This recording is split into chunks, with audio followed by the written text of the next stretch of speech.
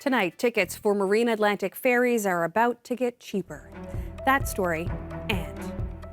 I'm Colleen Connors, just outside Deer Lake, where a team of investigators are going through the site of that horrific plane crash over the weekend, trying to find out what exactly happened. I'll have the latest. This is CBC Here and Now.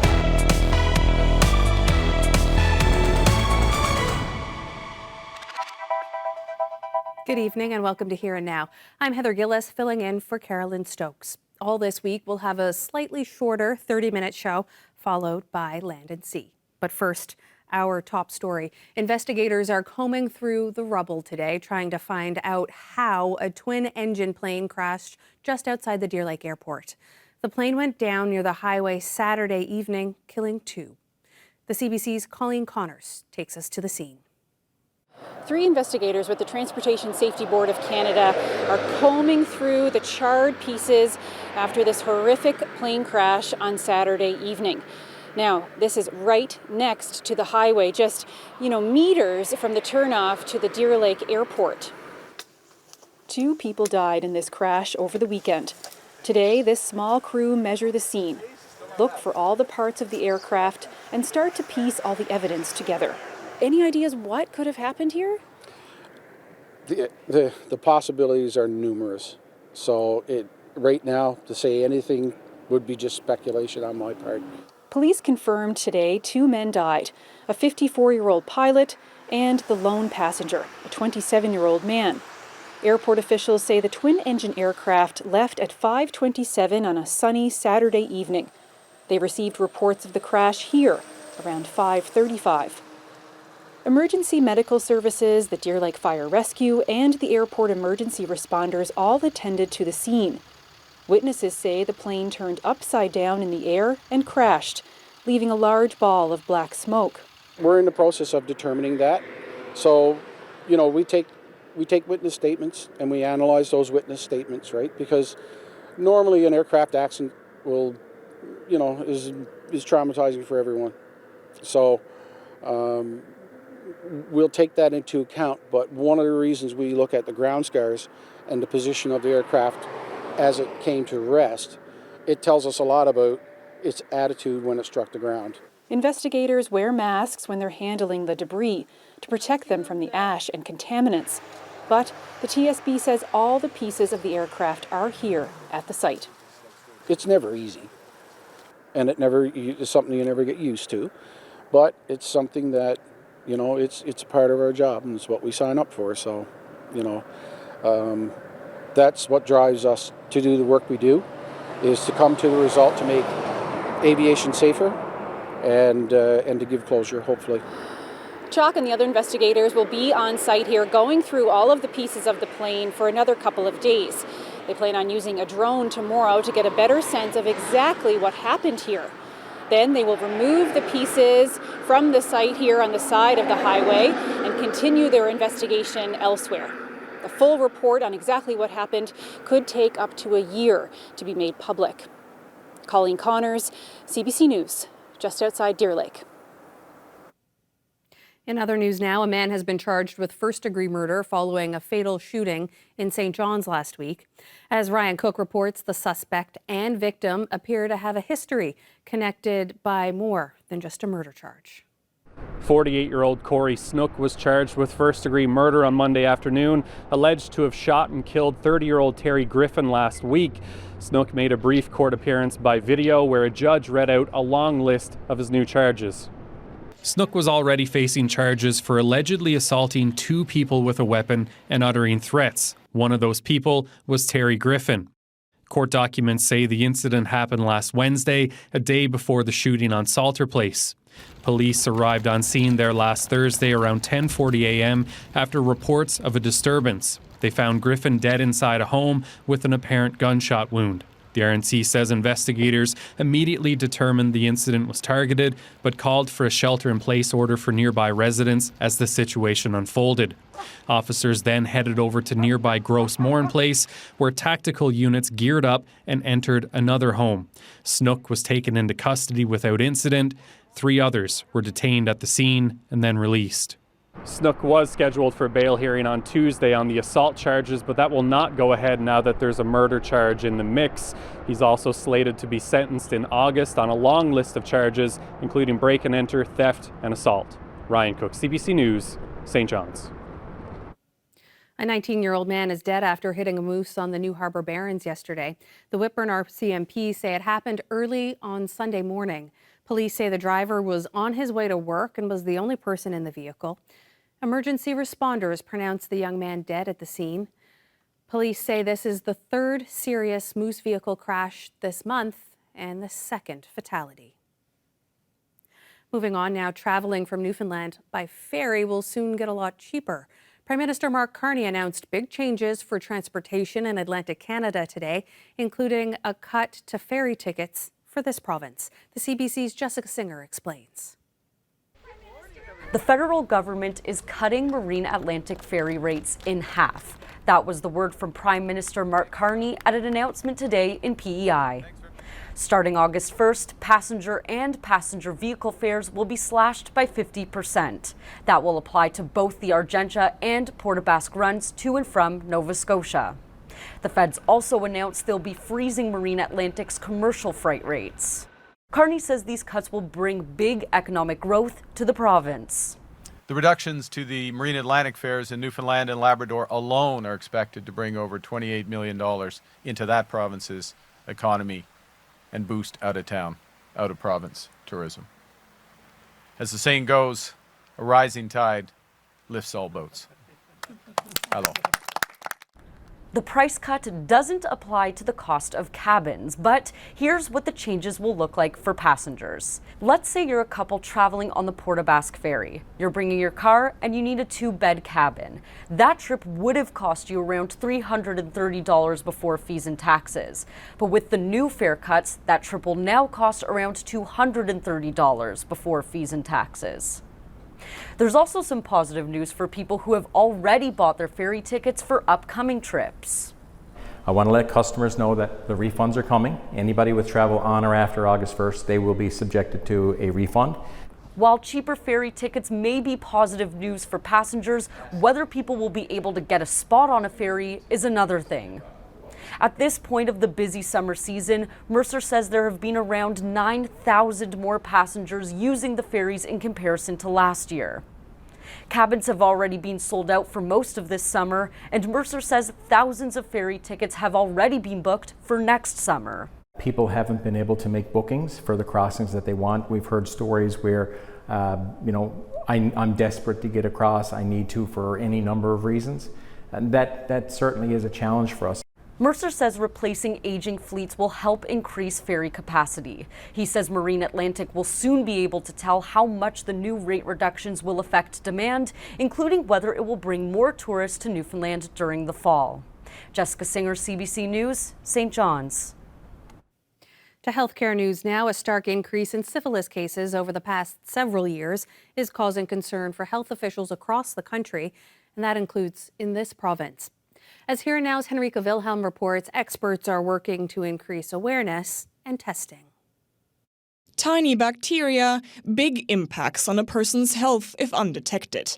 Syphilis has been a concern for health officials across the country over the past several years, with over 12,000 cases reported in 2023.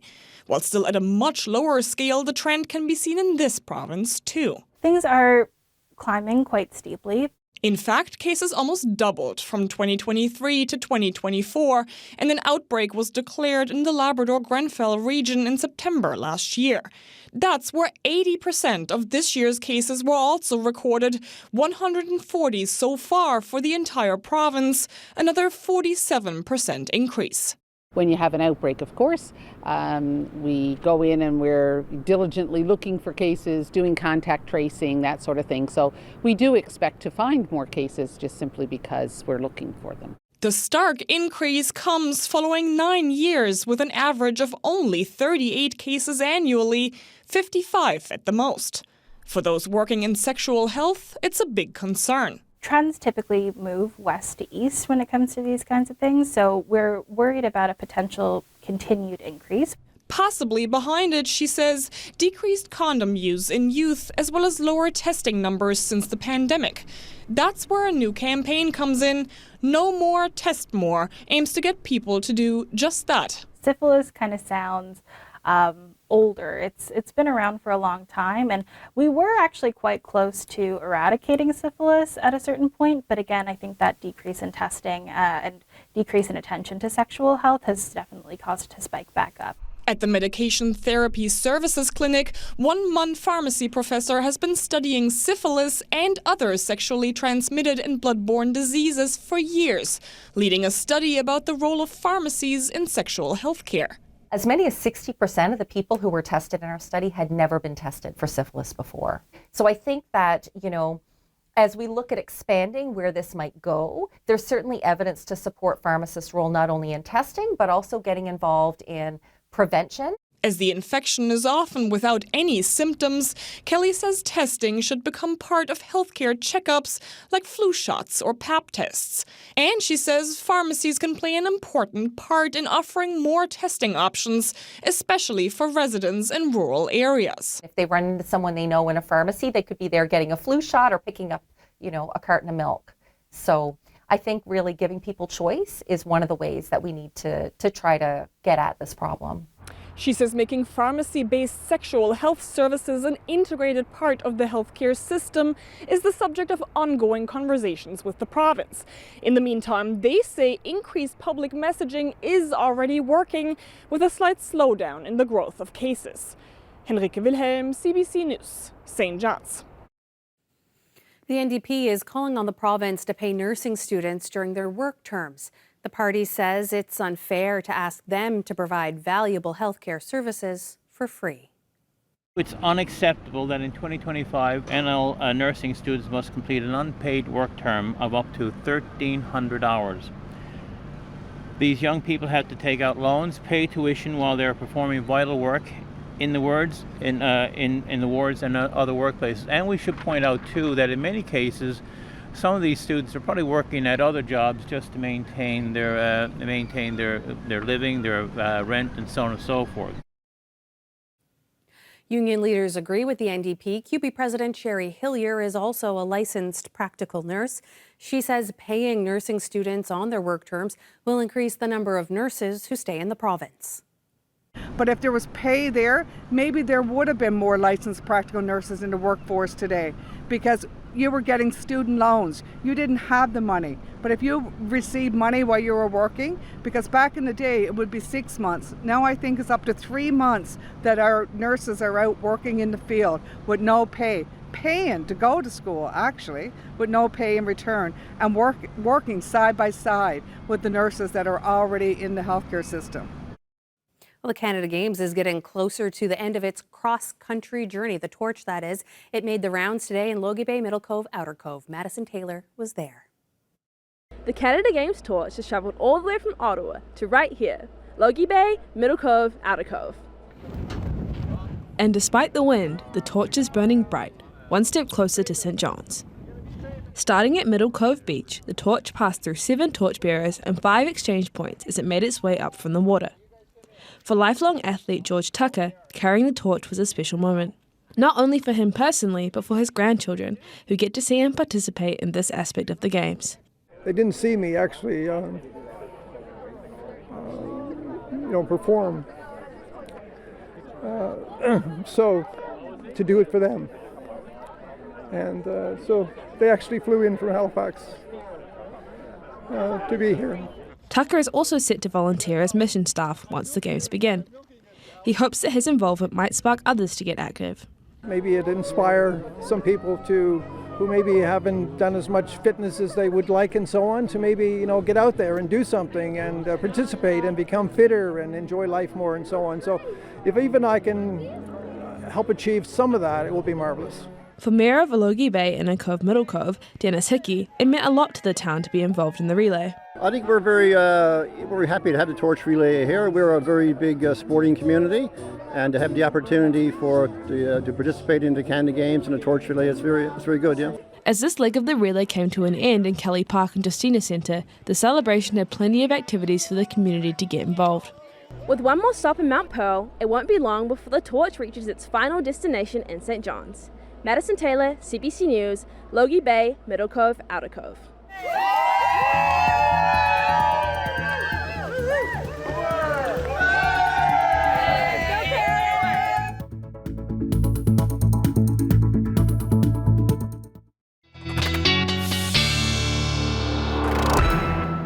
Welcome back to Here and Now. It's time to take a look at our weather forecast, starting with today's highs, 24 in St. John's today, but 20 for many other parts of eastern Newfoundland, including Bonavista and St. Lawrence, and including the south coast of the island. A touch warmer for the west coast, 23 in Corner Brook and 22 in Deer Lake, but cooling off down into the teens for coastal Labrador, and not much warmer for Lab West and Churchill Falls there as well. Moving on now, taking a look at our satellite radar, we see some of the light rain that we saw earlier today starting to depart over the island. But we will have some drizzle or showers remaining and lingering for parts of the night. As we head towards midnight, we can see it in parts of the interior of the island. Chance of showers across parts of Labrador as well, just scattered though, with mostly cloud tonight and cloud for many places on the island there as well. Things kind of drying up in a little bit as we head towards tomorrow morning, with a little bit of clearing right through here through the Churchill Falls area by early tomorrow morning. And then as we go on into tonight and take a closer look at our temperatures, it will be chilly through central Newfoundland with a chance of showers there at 11 degrees into the mid-teens between 14 and 16 for the Avalon, for the Burin Peninsula, and parts of the south and west coast there as well. But temperatures really dropping back for the St. Anthony area at just 9 degrees. Up through Labrador, chilly night at 4 in Nain as well, and just 8 in Cartwright. Seeing a chance of showers for Cartwright, and we could see a chance of a thunder shower in some places there as well tomorrow. Picking up our future tracker again as we go into tomorrow morning and go through lunchtime, we could see a peak of the sun for some areas, chance of showers across some parts of Labrador kind of persisting here in the areas that we see the green, and then we'll see some more precipitation moving in, especially for the west coast, possibly the northern peninsula as well there tomorrow night. As we get a couple of millimeters. We could see some muggy weather as we head into tomorrow evening and dropping off again through Wednesday, and having some drier weather for Thursday, Friday, Saturday in store. So it might feel a bit muggy, might feel a bit humid for you there as well. Taking a look at our provincial forecast for tomorrow, into the mid-20s for the most part, especially in the east, but cooler along the southern facing coast, say Placentia, Ferryland, 18, Harbour Breton and Burgeo, down into the teens there as well. But not a bad day for the west coast when we start in Port aux Basques. We've got some sun there, but we've got a chance of showers for many other places. Fairly light winds, but some mostly cloudy skies for the most part in the island. As we go on up into Labrador, we see the chance of thunder showers there for Lab West and Churchill Falls, but a chance of showers for many places in Labrador, Cartwright and Happy Valley Goose Bay. You're the warm spot in Labrador tomorrow. Taking a look now at looking ahead to Regatta Day, you can see the showers moving through there for the northern peninsula and the west coast that I talked about earlier. But it looks like we could have a decent day for Regatta Day. We see a sun and cloud and showers icon there, but it's only a slight chance. It could be a sprinkle in the afternoon at 26 degrees, so a warm day.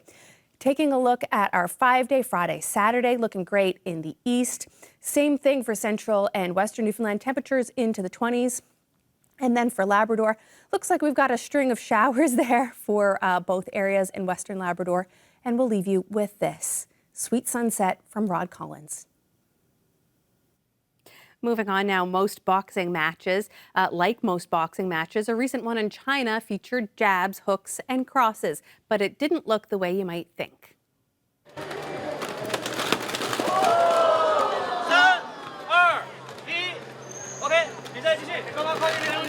He's out and back up again. Humanoid robots in headgear traded powerful punches at the 2025 World Artificial Intelligence Conference in Shanghai.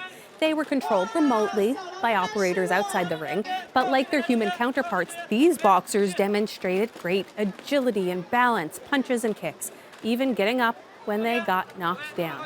It was one of the most eye-catching displays at the conference, but there were plenty of other robot demonstrations as well. Mahjong players, dancers, and musicians as well.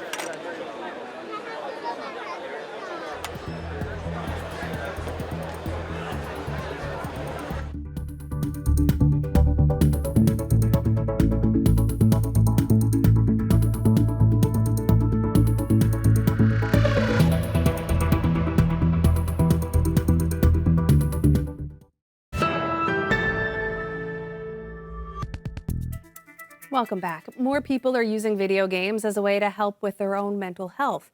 That's according to organizers of an event in Corner Brook that used video games to promote better awareness. They say the games have often been viewed as fun and a creative outlet, and they also provide an opportunity for more conversations about mental health. Hi, my name is Peter Parsons, and I'm the Mental Health Promotion Coordinator at the Community Mental Health Initiative. Right now, we're having a Gaming for Mental Health awareness event, and we're at Forever Gaming in the lower level of the Valley Mall. Knowing that it's a mental health awareness event, I think that will put mental health at the forefront of people's minds, and I'm hoping people will have open and honest conversations, not necessarily about their own mental health, but mental health about others and mental health in general.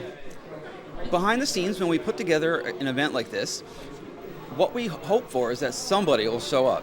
And right now there's a lot of people here, and it's already a success. Hi, my name is Wayne Joyce, and I'm the director of Forever Gaming. Games are really stimulating for the mind, and they're good for the imagination, and they're good to have fun and relax, and especially in an environment like ours where you can come out with your friends and your family. We see grandmothers playing with their granddaughters. We see, you know what I mean? We see players of all types. We see people who are happy, people who are struggling, and it just gives people a space, right, to just come and be themselves. I think everyone has times in their life where you're on an upward swing and things are great. Games can be really fun during those times, but when you struggle, I'm going through the loss of one of my best friends with a mental issue, and I think like games are a good retreat for me. Like they can be positive, they can be escapism, they can be many things, but yeah, they really are a great coping mechanism. You know, like games can be really useful, just like movies and books and many things in life. But I think they are a really positive social force, and people are beginning to wake up to that, right? And kind of get rid of that negative stigma that's been associated with gaming. And I think when people come out and game together here, they see that games are not necessarily bad, they can be useful. Well, that is our slightly shorter 30-minute Here and Now. Thanks for spending part of your evening with us. Stay tuned for an encore presentation of Land and Sea. Tonight, Jane Adey heads to Bay de Verde for the colorful Festival of Quilts. Hopefully you can join us again tomorrow night. And for those of you who are in town or going to take in the Royal St. John's Regatta, we're going to take a look at your Regatta Day forecast, a closer weather forecast look tomorrow. And the winds do look light in the morning, so we'll be keeping an eye on that for certain. Okay, take care. Good night.